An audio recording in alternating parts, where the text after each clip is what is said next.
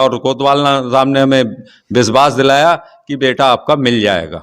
हमने जहाँ जहाँ तलाश किया लेकिन हमें कोई सबूत मिला नहीं वहाँ पर। कोतवाल साहब ने इससे कबुलवाए तो सब लिया, लेकिन रुपए का लेन देन तय हो गया और वो खाली हमें गुमराह करते रहे।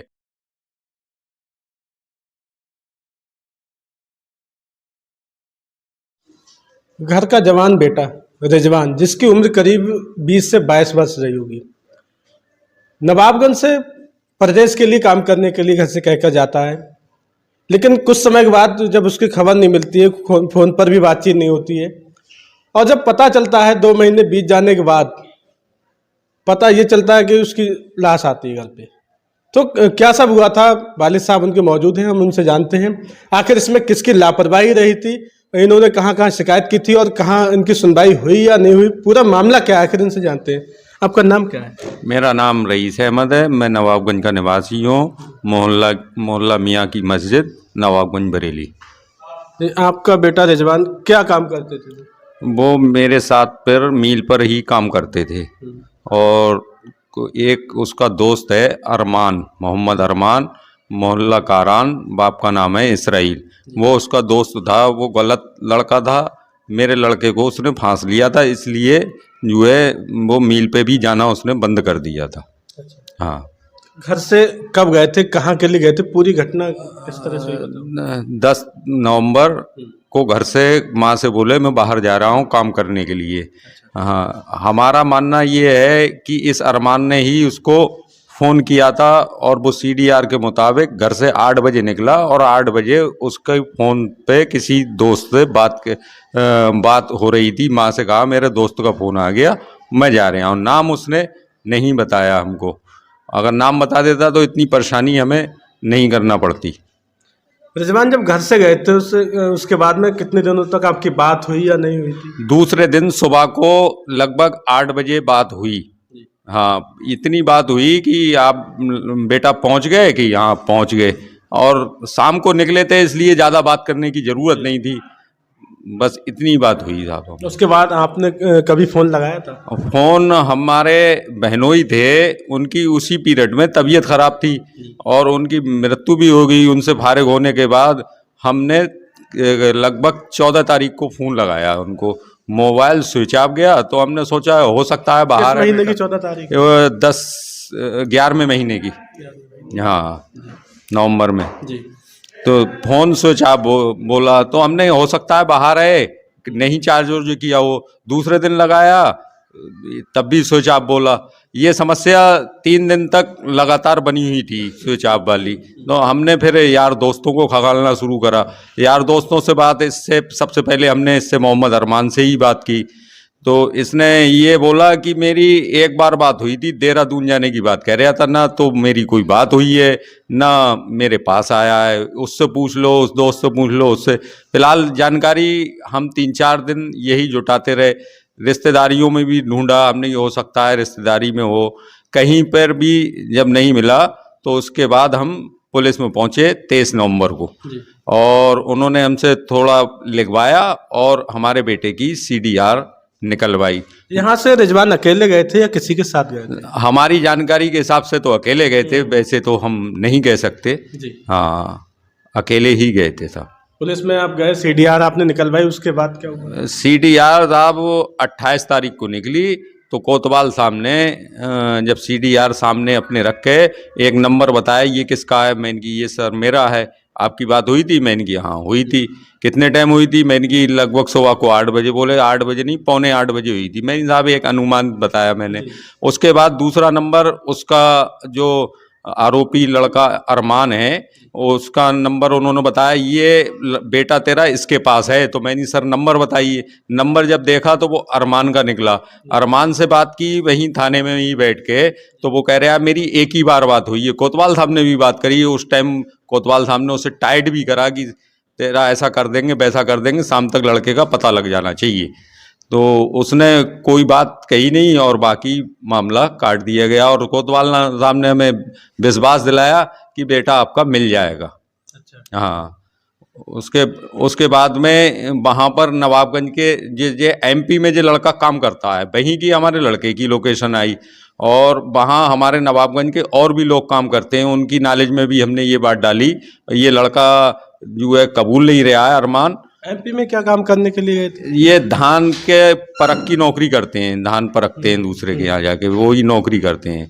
तो हमने उन लोगों से कही कि ये लड़का कबूल नहीं रहा है, बात नहीं हुई है कि ऐसा है। और इसमें सीडीआर में जो अनुमान लगाया हमने, 30 से 40 मरतबा दोनों की आपस में बात हुई है 2 दिन के अंदर। अच्छा। हाँ, तो इस लड़के को वो भी लोग सख्ती से पूछताछ की, लेकिन इसने कुछ कबूला नहीं। और उसके बाद इसको नवाबगंज बुला लिया गया। नवाबगंज बैठ के भी इससे हम लोगों ने बात करी। उसने यही कहा मेरी एक बार बात हुई है, और इसके जो मोबाइल में कॉलें थी वो इसने डिलीट कर दी। तो ये सोच रहा था कॉल डिलीट होने से मामला ख़त्म हो जाएगा, सीडीआर का मामला तो ख़त्म नहीं हो सकता। अब उसके बाद में हमने पुलिस में इसकी शिकायत तो कर ही दी थी। पुलिस ने इसको उठाया, उठाने के बाद इसको अंदर कर दिया, मतलब पूछताछ के लिए। पूछताछ इससे करते रहे और हम लोगों को भेज दिया सैमरी मध्य प्रदेश। वहाँ पर हमने तलाश करी, वहाँ हमारी पुलिस ने मदद भी की। हमने जहाँ जहाँ तलाश किया, लेकिन हमें कोई सबूत मिला नहीं वहाँ पर। और उसके बाद हम यहाँ वापस आ गए और हमने कोतवाल साहब को सारी बात बता दी।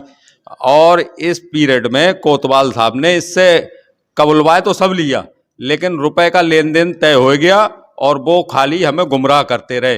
रुपए का लेन देन किसका तय हुआ था? रुपए का लेन देन उस लड़के के परिवार वालों से, जो दलाल थाने में बैठ रहे हैं उनके द्वारा तय हो गया। कोतवाल साहब जब रकम खा गए तो उसके बाद हमें उल्टी सीधी बातें समझाते रहे। पहले तो कह रहे हैं, ये चीख चीख के कह रही है अरमान रिजवान तेरे पास है, ये देख ले, तुझे बताना ही पड़ेगा। और उसके बाद उनकी चाल बदल गई, क्योंकि उसने सारा इनको कबूल दिया था। कबूलने के बाद ये रुपया खा गए उससे, और रुपया खाने के बाद में 2-3-4 दिन उन्होंने रखा उसको। बोले ये कुछ नहीं बता रहा है, आप ही पूछ लो इससे कि ऐसा कर लो।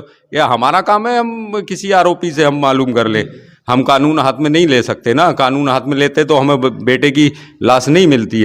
हमें अगर ये पुलिस हमारा साथ देती तो हमारा बच्चा हो सकता है हमें जिंदा भी मिल जाता।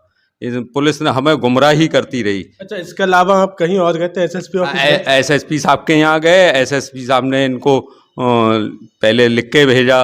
3 बार गए हम को, फोन पे भी बात हुई। एसपी आर्या साहब के पास भी 3 बार गए, उन्होंने भी बात करी। ये सबको घुमाते ही रहे। एसपी आर्या साहब ने हमारी रिपोर्ट भी दर्ज कराई, और रिपोर्ट दर्ज कराने के बाद ये भी इन्हें बोला कि टीम गठित कर दो।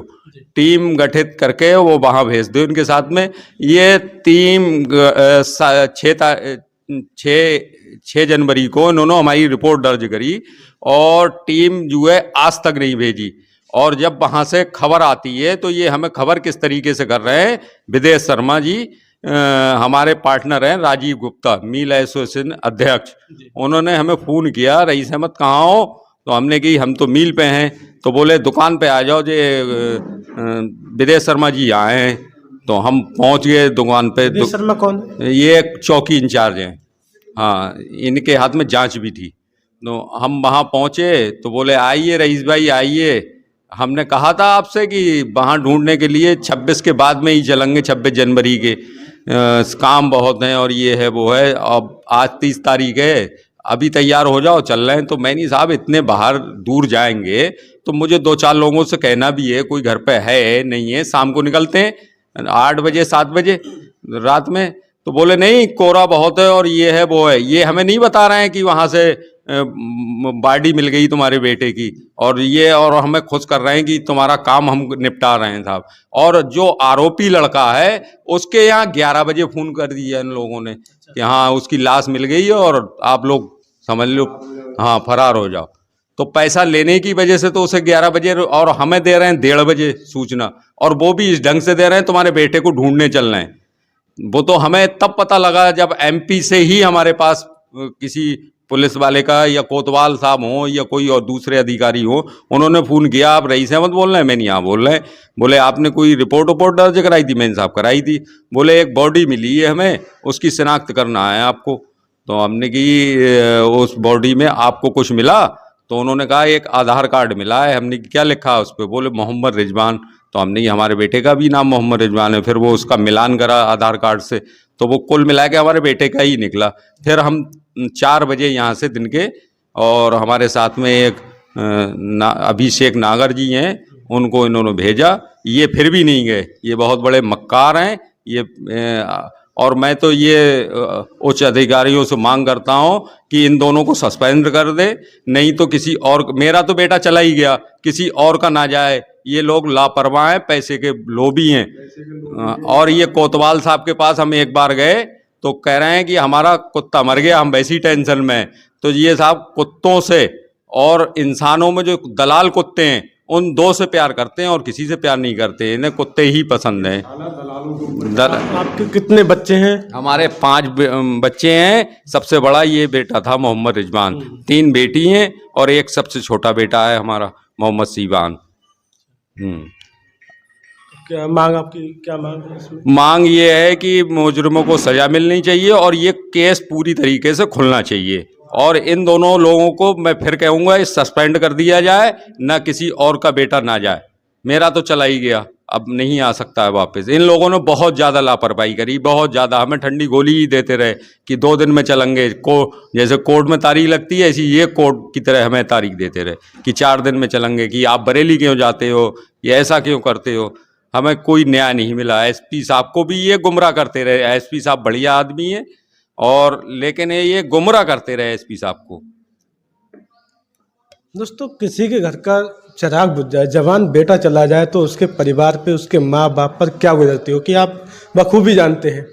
तो इन्होंने अपने दिल का जो हाल था सुनाया, किस तरह से रिजवान घर से गया था और किस तरह से जो है उसकी डेड बॉडी घर पर आई, उन्होंने सब कुछ बताया और जो मांग की है वो भी आपको बताइए।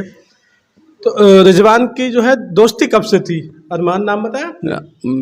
मेरी नॉलेज के हिसाब से 3-4 साल से थी साहब दोस्ती। जब ये मील पे पहली साल में बैठ रहा था तभी ये फोन इनको करता था। क्या पड़ोस का ही है? पड़ोस का तो नहीं है, लेकिन नवाबगंज का ही है, थोड़ा दूरी है, ज़्यादा दूरी नहीं है। ये कहरान मोहल्ले का रहने वाला है, और ये जो है इसकी एक तस्वीर आप देख लेंगे तो आप भी दंग रह जाएंगे। तस्वीर बहुत खतरनाक है इसकी। फिलहाल ये रिजवान का घर है और आप देख रहे हैं घर की स्थिति इस समय क्या है। परिवार के लोग जो है किस तरह से दुख को सहन कर रहे हैं, आप लोग देख रहे हैं।